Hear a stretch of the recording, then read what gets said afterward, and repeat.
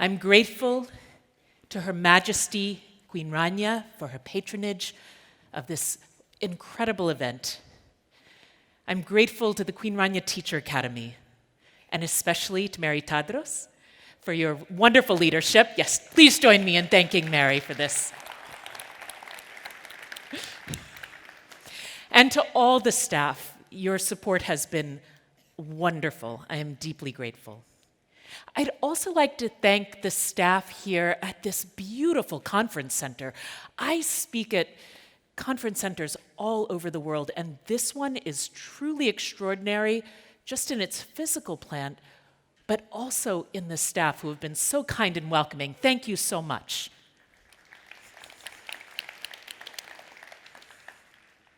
And finally, thank you to the interpreters who are making our work possible over the course of these couple of days, who are facilitating our communication.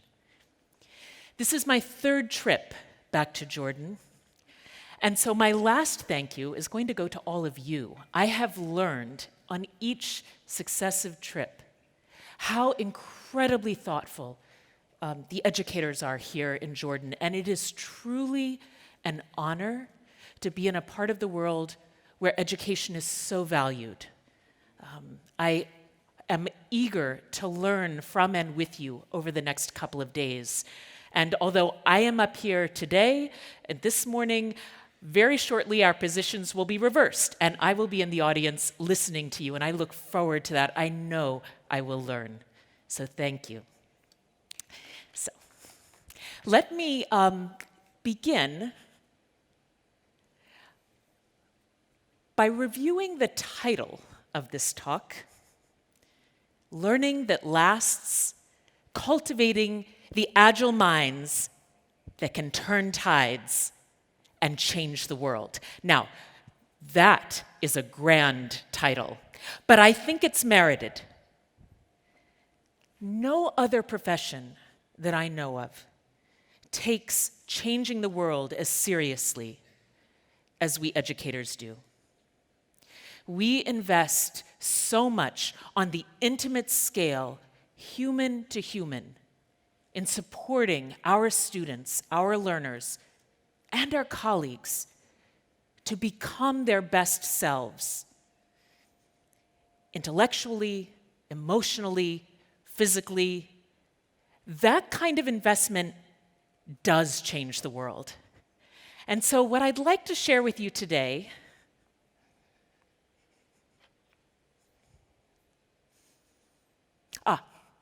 I'll pause for a moment on my contact information.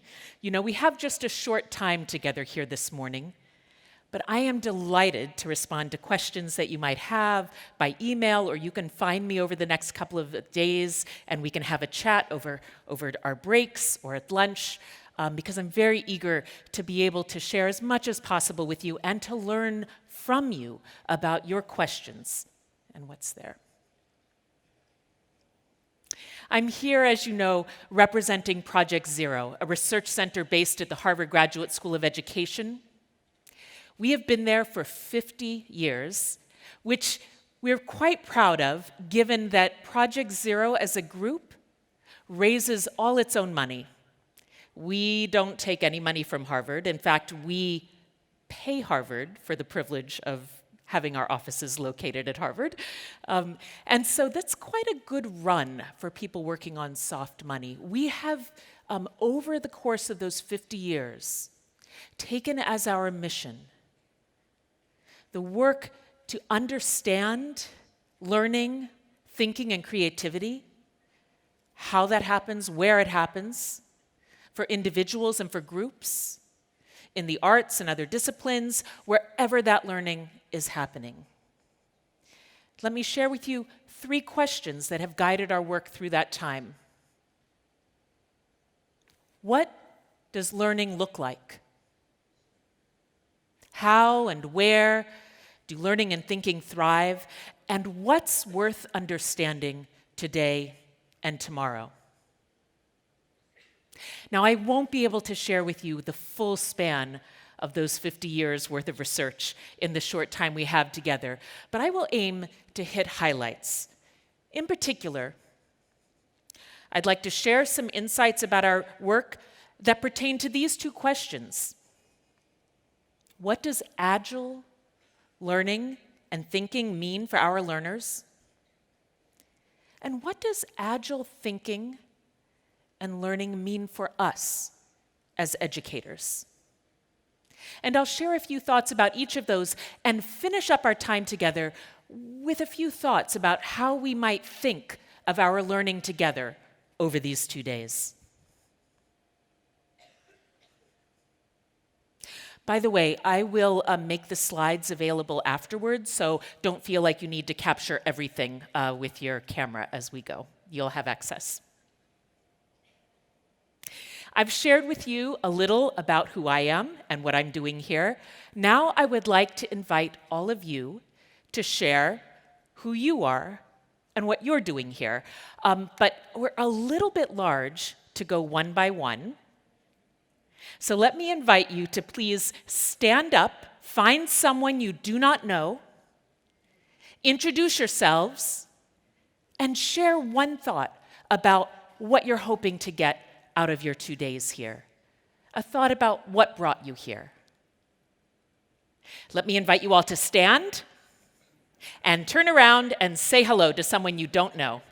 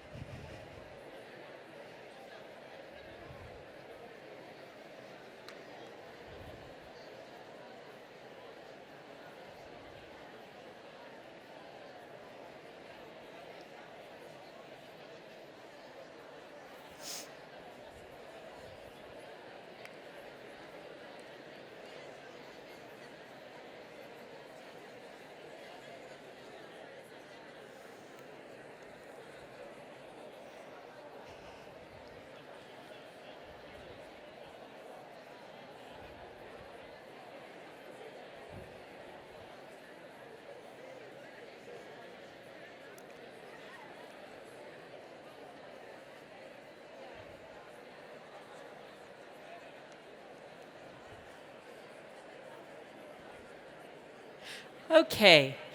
May I invite you back to the whole group? Would you please say thank you to your talking partners?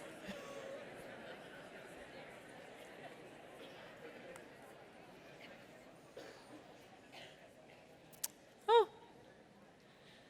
I just realized I'm very large on either side of the screen.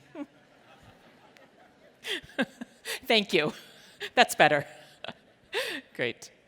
Thank you all. Now, I hope you met somebody that you didn't already know, and I also hope that that will break the ice for you to continue to introduce yourself to people you don't know over the course of these 2 days. Now, I don't know about you. I always appreciate a good plenary session when I attend a conference, but more often than not, I find my real learning moments come in conversation with the fellow attendees. So please take advantage of that. As we begin, I would like to say a word about the spirit in which I think we have all come together for this conference over the course of these 2 days or 3 days if you were here for the pre-conference. I actually think this might be the most important piece of my talk, so I've put it early so that you can hang on to this even if you find that you have to leave a little bit early to get ready for your session. The spirit in which we gather. Now, to explain this, I have to tell you a story, and that story becomes a metaphor. So let me begin with the story. And the story is from my very early years as a teacher. I was teaching at a high school, a secondary school in Boston, Massachusetts, a large urban school district in the northeast corner of the United States. I was a very new teacher, very young. I think this was my second year of teaching. And I was so new that I had no reservoir of lesson plans. I was one chapter ahead of the students in the book, right? I was frantically prepping as I would ride the train to school in the morning and staying up late at night trying to figure out what we were going to do the next day. I was very fortunate to teach next door to a woman who was very experienced as a teacher. She had been teaching for 25 years at that point. And she was not only deeply invested in her students' learning, but she was kind enough to take me under her wing and to become my unofficial mentor and to help me figure out what I needed to know as a teacher. And I desperately needed someone to help me figure that out. Now, my colleague and I went together one day to a professional learning session. It was in a space not nearly as beautiful as this, but probably about as big. This was a professional development day organized by our school district. Every teacher in the school district needed to go somewhere. We went to the session for teachers of writing, because that's what we were. We taught English literature and writing. And we were learning that day a new process for writing. So I sat with my colleague in the middle of this large group, listening to the presenter. And the presenter began by describing his particular approach to teaching writing. This was one that we were all going to be expected to adopt. And about 30 minutes into that talk, I realized there was nothing he was saying that had anything to do with me or my students. The kinds of skills that were required by the program that he was putting forward were not skills my students had. I was going to have to teach them for 3 or 4 months before we could even begin to think about engaging in the kind of work that he was recommending for us to do. The kinds of assignments that he was suggesting weren't compatible with the curriculum that I felt I had to cover. This is what I was being asked to do by my district, by the state. And so I sat in this large room filled with people, feeling more and more and more frustrated. And when I left at the end of the day with my colleague, I looked at her with that indignation that maybe some of you have felt too when you feel like your time has been wasted. And I was doubly frustrated because I had 137 student essays on my desk back at school waiting to be graded. I could have used that time to grade them instead of listening to something that I felt had no relevance to me.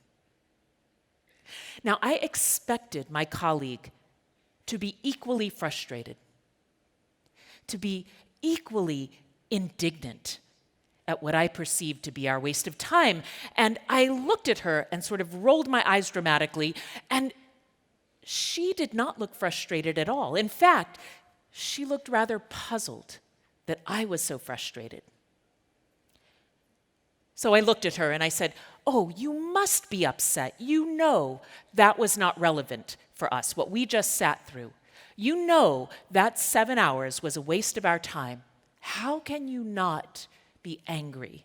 How can you not be frustrated?" And she looked at me and said, "Well, you know, parts of it weren't helpful. That's true.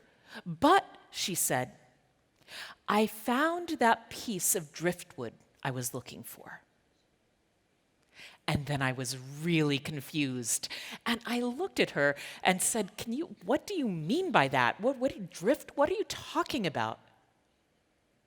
And she went on to explain that it was more than a hobby. Her avocation, what she loved to do when she wasn't teaching, was to make art. She was an artist, a visual artist.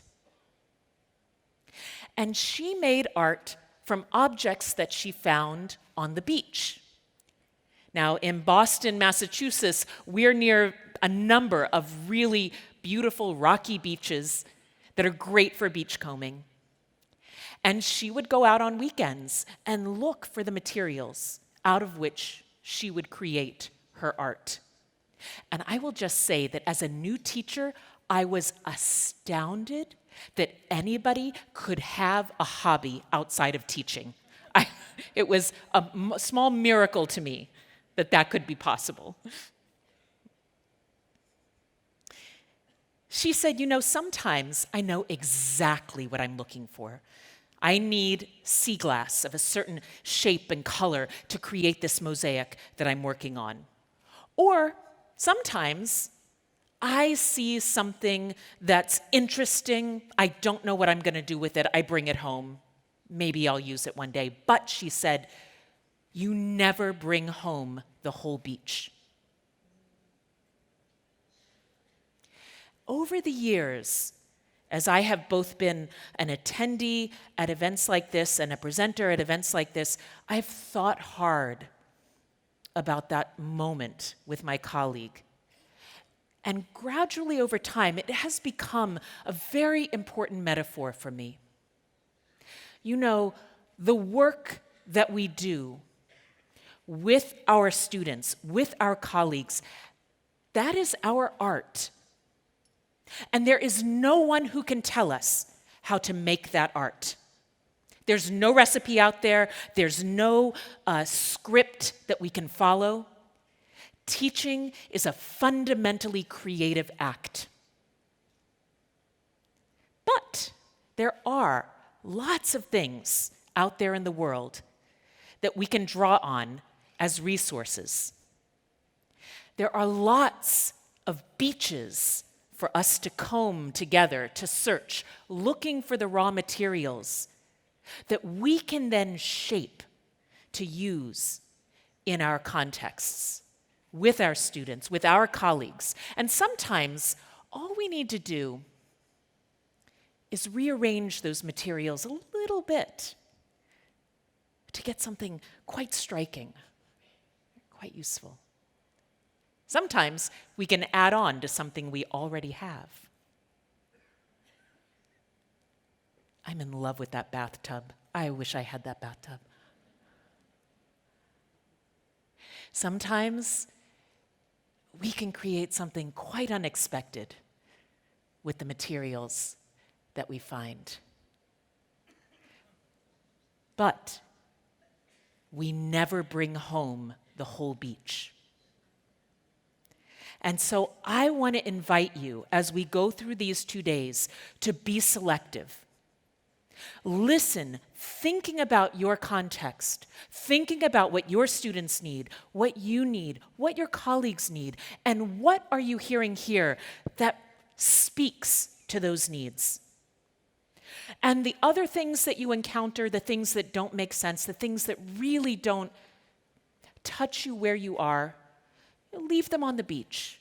You'll come back again next year, and maybe you'll find them looking different at that point. Yeah? That's all to say, I'm not here to sell you anything. I don't think any of the other presenters are either.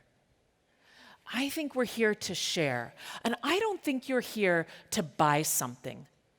I don't think you are here as a shopper or as a consumer. You are here as creators, as artists of the learning and teaching that happens in your school, in your classroom, in your context. And as true artists, I invite you to be selective, to be creative, to think outside of the box, to think primarily about what's important for you and your students. And be choosy.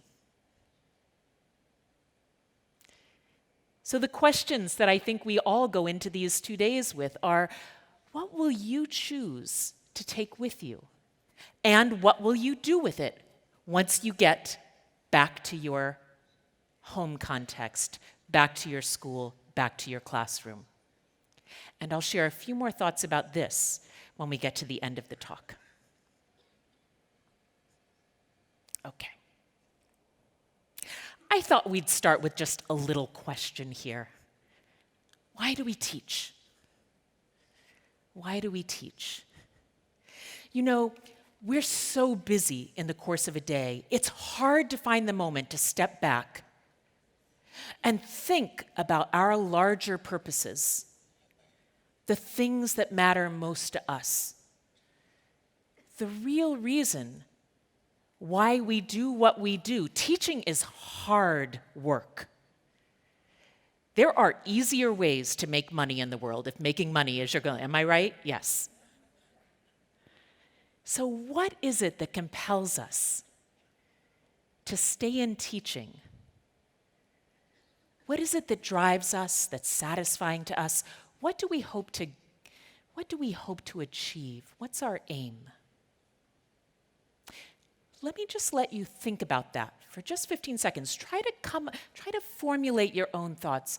What's most important to you when you answer the question, why do I teach?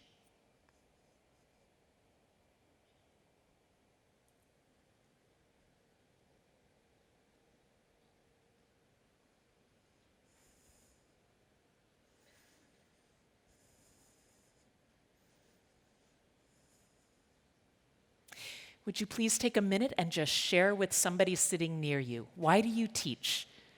Just introduce yourselves and just share. Why?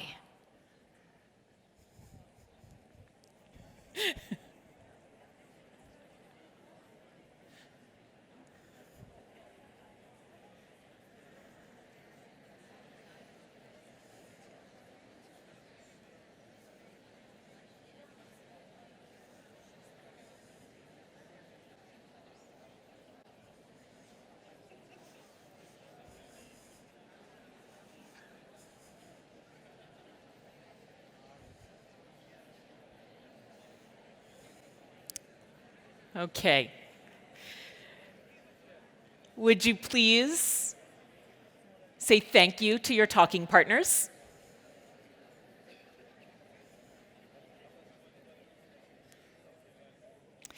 And let me just say that, I ask this question all over the world, and oftentimes people's responses fall into a few categories. Now, this won't cover everything that's here, but a few general categories. One category is, I love seeing learners develop. It's an exciting moment to watch them grow and learn and change. Another set of reasons has to do with one's own personal calling. I feel called to be a teacher. I feel that this is my mission in life. That's another reason why people teach. And very often, people say, I teach because I want to contribute to society, to my town, to my city, to my country. I want to help prepare the next generation. Now, I would like to just take that last reason, because so many of us often name it, and walk it forward. What would that mean? What are we talking about when we say, I want to help prepare the next generation.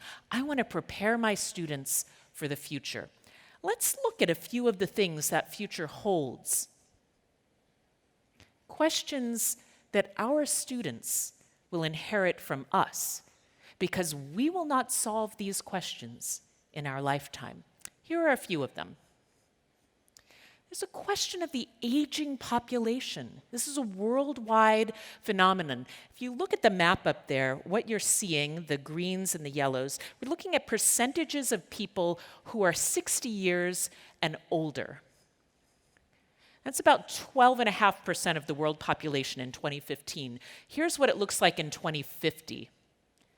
The pink and the red symbolize percentages upwards of 30%. That's kind of a remarkable statistic. And the fastest growing age group, people 80 years and older. So we have a lot of questions here. What does that mean for our healthcare systems, social systems, economic systems, for our conceptions of what it means to be old? Income disparity. The wealth of the world's 62 richest people is equal to that of the poorest 3.5 billion. That's half the population of the world. And current income gaps are the largest that they've been since the Great Depression, and they're getting larger. Again, what does that mean? Does it matter? What are the consequences of doing nothing? What degree of inequality is acceptable? And what's the best way to close the income gap if we think it should be closed? How about climate change? It's one we've been hearing a lot about lately. So the conservative estimates by the IPCC, if the average global temperatures are to go up 2 to 4 degrees by 2100, sea levels will rise by 28 to 88 centimeters. That's going to create a lot of climate refugees. How do we plan for that? And while we're talking about migrant populations, here's a statistic that you all in this part of the world know even better than we do in the United States. 68.5 million displaced people worldwide, 25.4 million of them displaced through violence and persecution. I say that with great humility in this setting, knowing how little my own country has done to help with this problem and how incredibly generous the people of Jordan have been in this process. Yeah.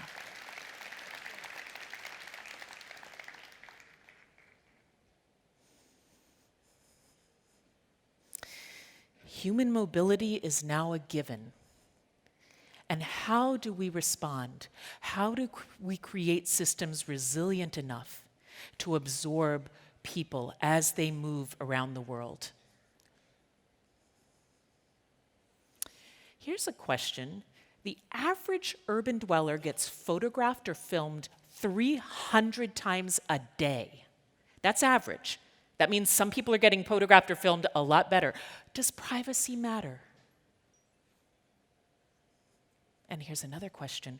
Fresh drinking water. By the year 2030, that's barely a decade away, the need will outstrip the supply by 40%.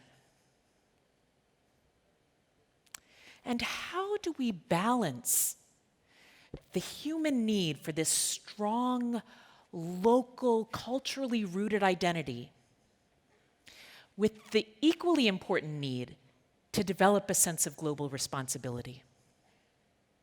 And we haven't even talked about technology yet. The brain-computer interfaces, neuromorphic chips that help computers behave more like brains, genome editing, synthetic humans. All of this is within our power now, or very shortly will be. And the changing workplace. There's a statistic produced by the US Department of Labor a few years ago that said children in the second grade, 65% of them will work in jobs that don't even exist yet. So when we talk about preparing students for the future, what are we talking about? We don't have the answers to these questions.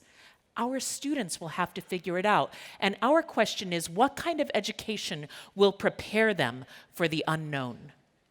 What kind of education will prepare them for the unknown? And I'd like to invite you to think about this question. What are the 1 or 2 most important things that your students need to acquire or develop in order to be ready for that unknown future? What are the 1 or 2 most important qualities, skills, attitudes, values that your students need to develop to be ready for that unknown future?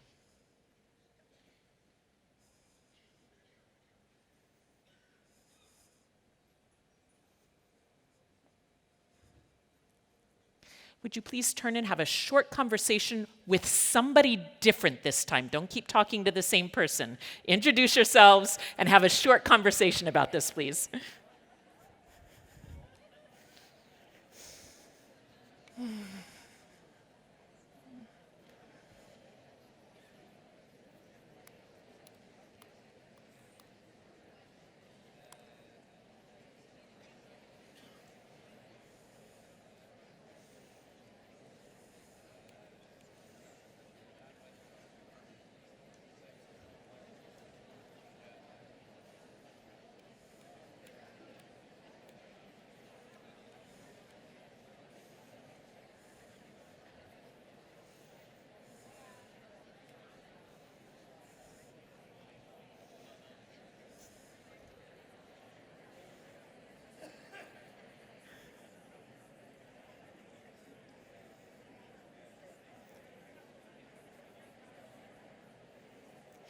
May I invite you to turn your attention back to the center? Please say thank you to your talking partners. Now, we won't have time to hear from everyone, but I would like to say that here's another question. Here's another question that I've asked in many parts of the world. And it's remarkable how similar answers are across our geographic and cultural diversity. Here are some of the kinds of things that people say. Our students are going to need to be critical and creative thinkers, good problem solvers, good problem finders. We want them to be moral, principled, devout, faithful, responsible, resilient, tenacious, self-motivated, self-disciplined, right? Strong collaborators, strong communicators, optimistic, joyful. So many important qualities. All of these things are what my colleague David Perkins would call life-worthy goals. Life-worthy goals, life-worthy learning. David often says that the most important question that we answer as educators is, what should we teach? What should we teach?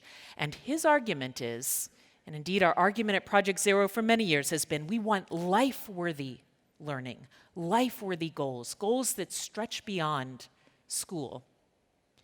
Now, just as a point of curiosity, how many of these things that you just talked about are measured on the standardized tests? How many think 80% are measured on the standardized test? 50%? 20%? Maybe, getting close, maybe 10%? About 10%, yeah. Yeah, so a few things, right? We might get to critical thinking. We might get to communication skills, depending on the design of the test, whether it involved writing or not. But by and large, the things that we wind up caring most about are not captured on the standardized tests. Not everything that counts can be counted. And not everything that can be counted counts. I will tell you, I've tried for many years to figure out who first said this quote. There's no clear answer on it, so we'll just leave it out there as words of wisdom, right? When students ask, why do we need to learn this? They deserve an answer to that question. It's an important question.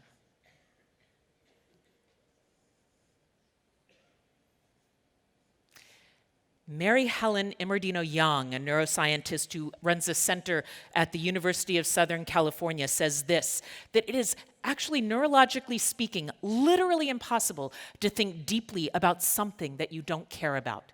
She studies the ways in which our learning is bound up with the entire nervous system of the body. If you don't understand why you're learning something, it's really hard to care about it. And so helping our students see the relevance becomes our first step in figuring out how to create lasting learning. After all, the point of doing school is not to be good at school. The point of doing school is to be good at life, right? So getting clear about our life-worthy learning goals, sharing those with students, and making sure that those are at the center of our curriculum, that becomes key when we ask questions about learning that lasts. What does it look like? How do we nurture it? If we're preparing students for a future that we ourselves cannot imagine, that we ourselves cannot predict, we have to prepare them to have agile minds. And here's one definition of what that might look like: the capacity to use what one has learned, to confront unfamiliar situations, to address novel problems, to respond to questions that one has not yet encountered before. And at Project Zero, through our research, we actually have attached another name to this definition. This is our definition of understanding. It's a performance-based definition. Understanding, this definition says, does not live in your head. We know you understand when you can do thought-demanding things, like explain a concept in your own words, find examples on your own, not ones that have been told to you before, when you can synthesize, when you yourself can problem solve, and the problem is not one that you've seen. So when we talk about learning that lasts, what it looks like is an agile mind, a mind that understands. And then our question becomes, how do we get there? I'd like you to consider another metaphor: boats at dock and boats at sea. Let me check. How many people in the room are sailors? A few people. Okay, good. My husband is a sailor. I am not a sailor, except that he is, so I am, right? So we spent a fair amount of time. We actually lived aboard a sailboat, a very small sailboat, for a number of years, and our marriage survived the small sailboat. I would spend a lot of time with him there, and he would be working very industriously. And the boat at the time was in a marina called the Charlestown Marina in downtown Boston.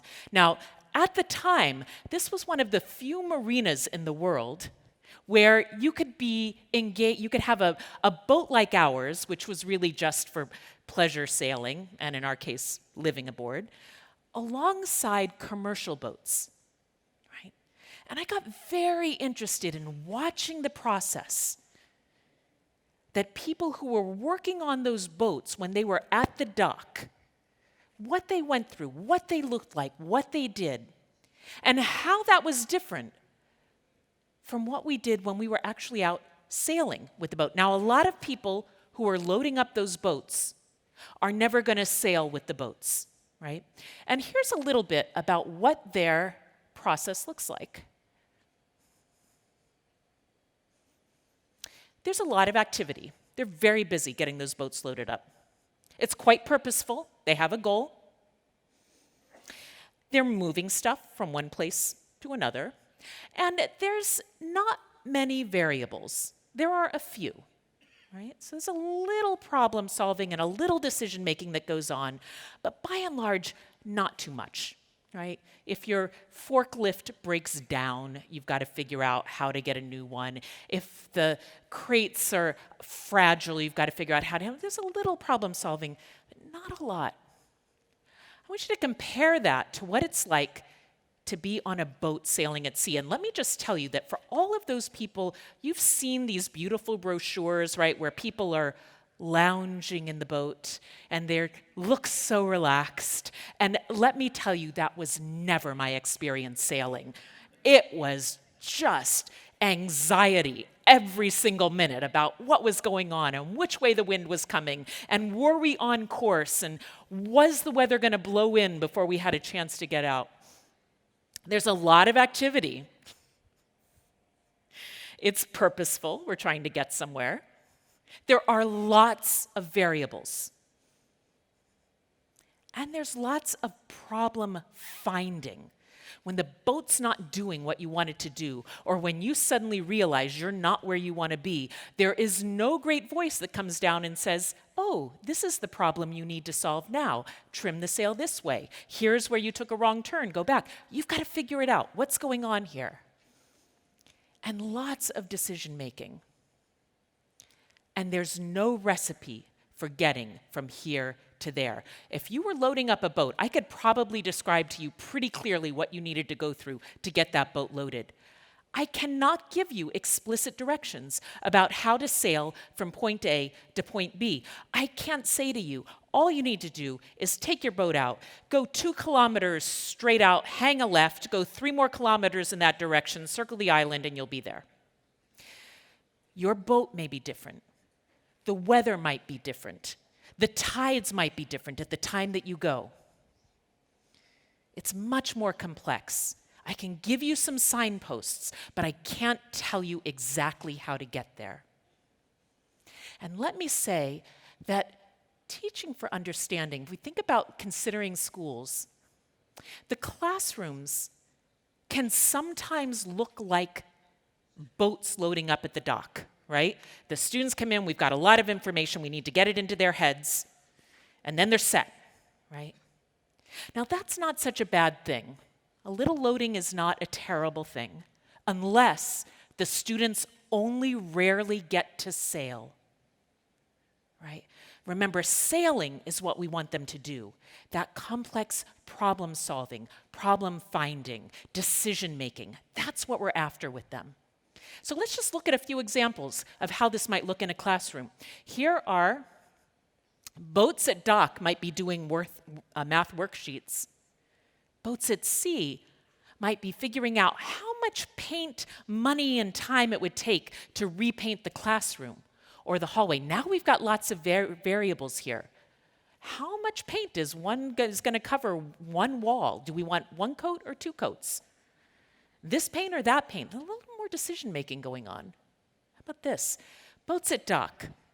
This is very typical for like a 4th grade science curriculum. Learn the parts of an animal habitat. Pretty easy to memorize that. But how about this? Design or suggest the redesigns of habitats for animals at a local wildlife park or zoo. Again, much more decision-making, much more invitation to the students to take the information they have and use it in a new context, not just memorizing. Here's a kindergarten, a very young child one. Learn the shapes and colors. Lots of kindergarten kids spend time on this. But we could learn those shapes and colors by inviting students to design and make a quilt, right? We want to embed the information in a meaningful context. And even taking students on a field trip. Let's say we go to a museum. One thing we might say to students is read the labels and take in the information, or listen to the docent who's giving you the tour. Students can perfectly well listen to something and not understand it, right? But then we challenge them. We say, read the labels of several objects in this gallery. Why do you think they're grouped together like this? Is there another way they could be grouped? Now we're pushing them to think with what they know. Now we're pushing them toward a performance of understanding. As the old proverb says, boats in the harbor are safe, but that's not what boats were made for, and neither are minds. Our human minds are designed to thrive on complexity, and often what happens in school is we put ourselves in the business of breaking down information into small bits. And when students struggle, we break them down into even smaller bits, right? And oftentimes, what we need to do is the opposite. We need to contextualize that information. We need to problematize it, to complexify it, because the students need to know why it's important. Breaking it down into smaller bits only further removes them from the core learning goals.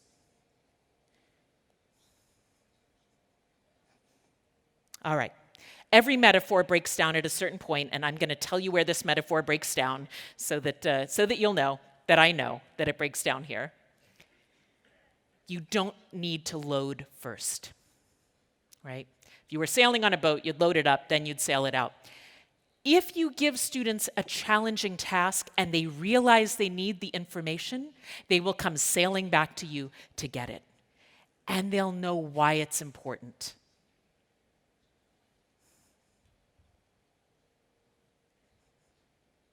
Now, let me say a few questions you might have. Well, what about information and skills? Are these not also really important? And I would say to that, false dichotomy. Of course, both of these things are important, and they proceed hand in hand. The challenge most of us run into is that we err on the side of giving the information, and students have too little opportunity to sail.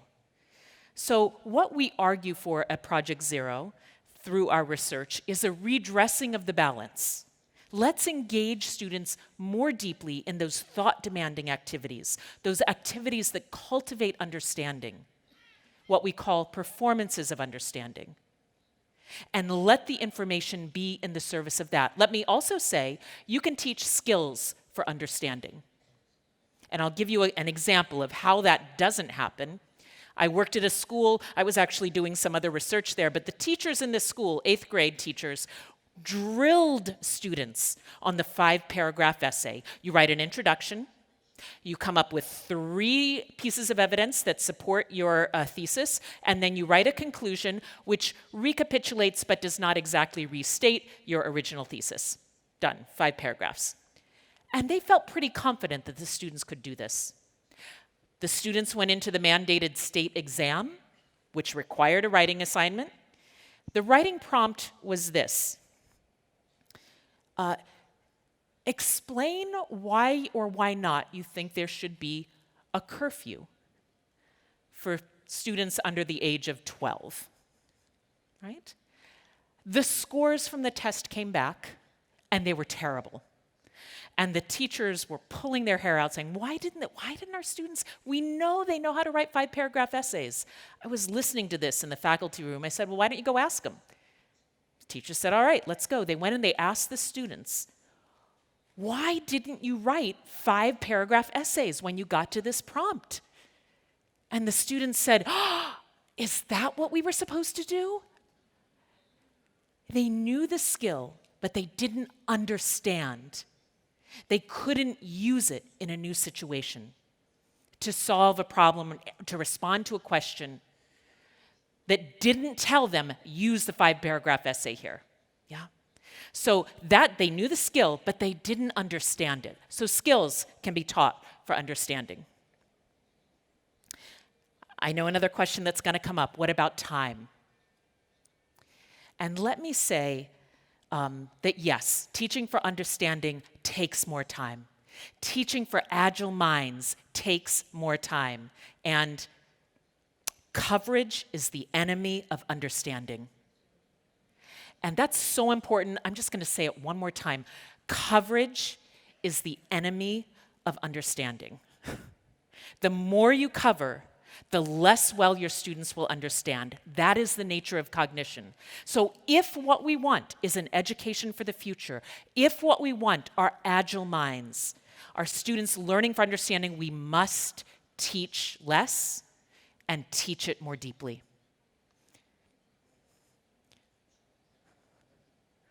Oh, I guess I really, really meant it. Okay. So learning that lasts. What does it look like? How does it develop? Well, we have curriculum that focuses on essential learning, life-relevant learning.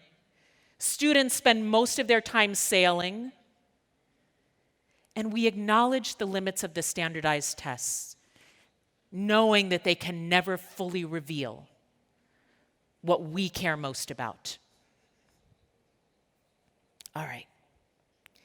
Children grow into the intellectual life around them, said Lev Vygotsky. This brings us to the important question of what about our agile minds as educators? What does a teaching agile mind look like? Well, it has a few qualities. It resists the quick fix. It acknowledges that yes, it's important to get strategies, but that might not be the most important thing that we seek in our learning opportunities. There's a willingness to embrace ambiguity, and most importantly, there's a willingness to adapt with integrity, whatever you find out in the world. And this is really important for our work together here over the next couple of days. What do I mean by adapt with integrity? Well, remember you're beachcombing. You're looking for things that speak to your needs, and you're going to have to adapt them. The framework, the curriculum, the approach has not been invented that can simply be dropped into any classroom and have it work. It doesn't exist. And I say that as somebody who has spent nearly 30 years now developing frameworks and curriculums and approaches to teaching, okay? So when we talk about integrity, I'm going to skip this very interesting example to just share with you. We're talking about integrity with respect to the ideas. You're going to need to adapt whatever you hear here today, including everything I'm saying right now. But you want to do that in a way that respects the integrity of the original idea, right? You want to do that with respect to context. You know, there are many, many people who call us up at Project Zero and say, could you please come do a workshop on visible thinking, a workshop on teaching for understanding, a workshop on how to collaboratively assess student work? And our question back is always, what question are teachers at your school asking that you think that's the answer to? All right? Whatever you're bringing in has to speak to a felt need. And so that becomes an important step in the process as well. And finally, there needs to be integrity with respect to process. I can't tell you the number of times we've heard people say, I was so excited about teaching for understanding and engaging students in active learning, and I went back to my school and I gave my teachers a 2-hour workshop about that in which I talked the whole time. Whatever ideas we're bringing forward, we want to enact those ideas in our process of learning with our colleagues. So think about that before you go back to your schools and say, let me give you a 1-hour presentation on everything I learned at the Teacher Skills Forum. Think about what you learned and how you might demonstrate that strategy or that approach as you're engaging your colleagues with it. Okay.